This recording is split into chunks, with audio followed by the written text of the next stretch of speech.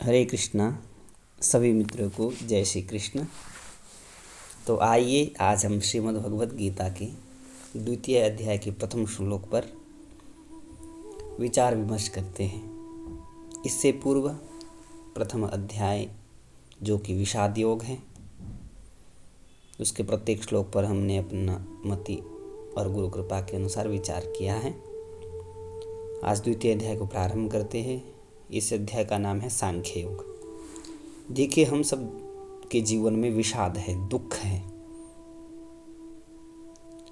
इसीलिए जो प्रथम अध्याय है वो विषाद है।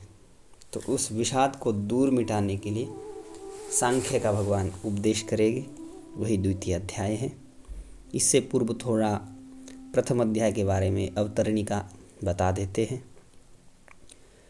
दुर्योधन ने द्रोणाचार्य से और दोनों सेनाओं की बात कही। जो भी बातें कही वो आपको पूर्व अध्याय में ज्ञात है, पर द्रोणाचार्य कुछ भी नहीं बोले। दुर्योधन ने जो भी बोला द्रोणाचार्य चुप रहे। इससे दुर्योधन दुखी हो गया। तब दुर्योधन को प्रसन्न करने के लिए भीष्म पितामह जी ने जोर से शंख बजाया, और भीष्म जी का शंख बजने के बाद कौरव और पांडव सेना के बाजे बजे। इसके बाद 20वें श्लोक से श्री कृष्ण अर्जुन संवाद आरंभ हुआ। अर्जुन ने भगवान से अपने रथ को दोनों सेनाओं के बीच में खड़ा करने के लिए कहा। भगवान ने दोनों सेनाओं के बीच में भीष्म द्रोण आदि के सामने रथ को खड़ा करके अर्जुन से कुरुवंशियों को देखने के लिए कहा। अब दोनों सेनाओं में अपने ही स्वजनों संबंधियों को देखकर अर्जुन में क्या हुआ, कौटुंबिक मोह जागृत हो गया, कुटुंब के प्रति ममता जागृत हो गई, जिसके परिणाम में अर्जुन युद्ध करना छोड़कर बाण सहित धनुष त्याग करके रथ के मध्य भाग में बैठ गए। इसके बाद विषादमग्न अर्जुन के प्रति भगवान ने क्या कहा, यह बात धृतराष्ट्र को सुनाने के लिए संजय जी दूसरे अध्याय का विषय प्रारंभ करते हैं। संजय उवाच तं तथा कृपयाविष्ट मश्रुपूर्णाकुलेक्षणं विषीदन्तमिदं वाक्यमुवाच मधुसूदनः। थोड़ा सा समझते हैं। तथा कृपया आविष्टम तम विषीदन्तम अश्रुपूर्णा कुलेक्षणं मधुसूदनः इदं वाक्यम उवाच।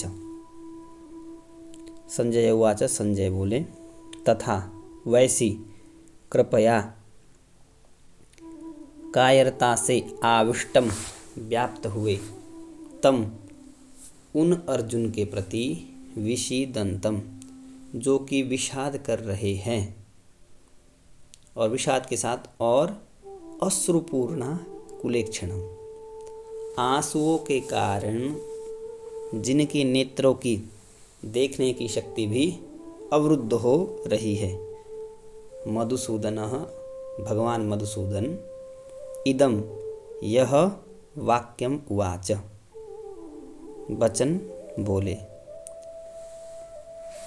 अब कायरता युक्त तो विषाद युक्त रोते हुए अर्जुन को देखकर, कैसा रो रहा है अर्जुन, आँखों से इतने आंसू आ रहे हैं कि आंखें देखने के लिए भी अवरुद्ध हो गई है। तो ऐसी स्थिति को देखकर भगवान मधुसूदन इदम वाक्यम उवाच, यह वाक्य बोले।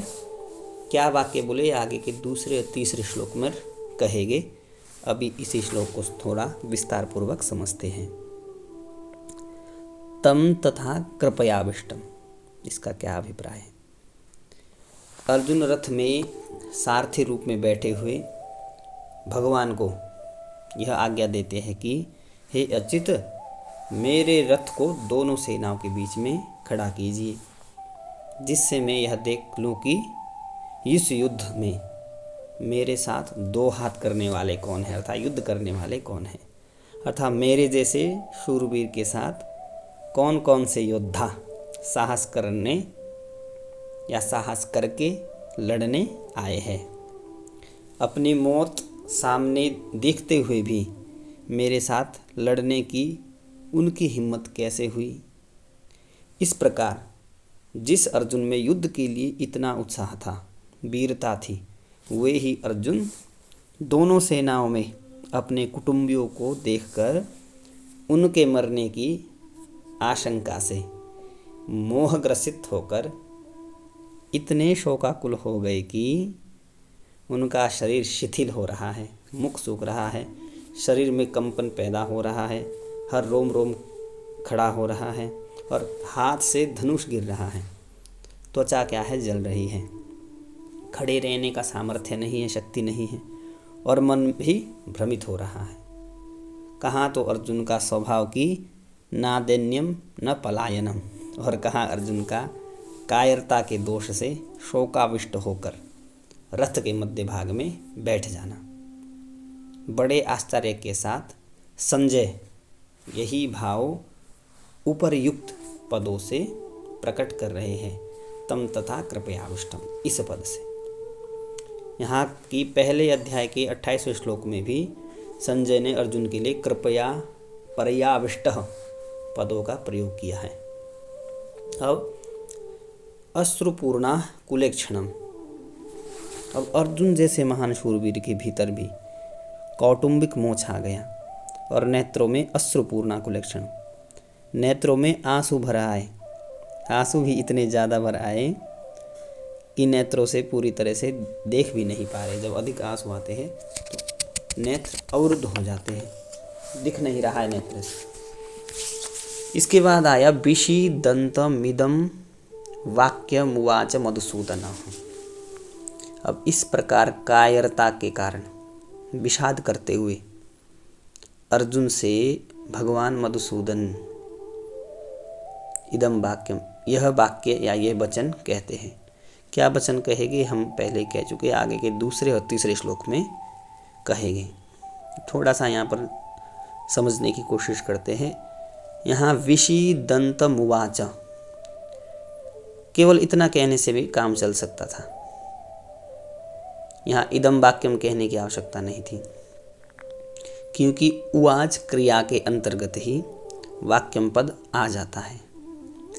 फिर भी वाक्यम पद कहने का तात्पर्य है कि भगवान का यह वचन, यह वाणी बड़ी विलक्षण है, इसीलिए वाक्यम पद कहना पड़ा। अब अर्जुन में धर्म का बाना पहनकर जो कर्तव्य त्याग रूप बुराई आ गई थी, उस पर यह भगवद वाणी, भगवान के जो वचन, भगवद वाणी सीधा आघात पहुँचाने वाली है। अर्जुन का युद्ध से उपराम होने का जो निर्णय था, उसमें खलबली मचा देने वाली है। अर्जुन को अपने दोष का ज्ञान कराकर अपने कल्याण की जिज्ञासा जागृत करा देने वाली है। इस गंभीर अर्थ वाली वाणी के प्रभाव से ही अर्जुन भगवान का शिष्यत्व ग्रहण करके उनके शरण हो जाते हैं। ये दूसरे अध्याय के 7वें श्लोक में आएगा। अब संजय के द्वारा यहाँ पर मधुसूदन पद कहने का तात्पर्य है कि भगवान श्री कृष्ण मधु नामक दैत्य को मारने वाले हैं, अर्थात मधु नामक दैत्य अर्थात दुष्ट स्वभाव वालों का संहार करने वाले हैं। तो ऐसे ही दुष्ट स्वभाव के जो दुर्योधन आदि हैं, उनका भी नाश कराए बिना भगवान नहीं रहेंगे। यही यहाँ पर मधुसूदन पद कहने का तात्पर्य है।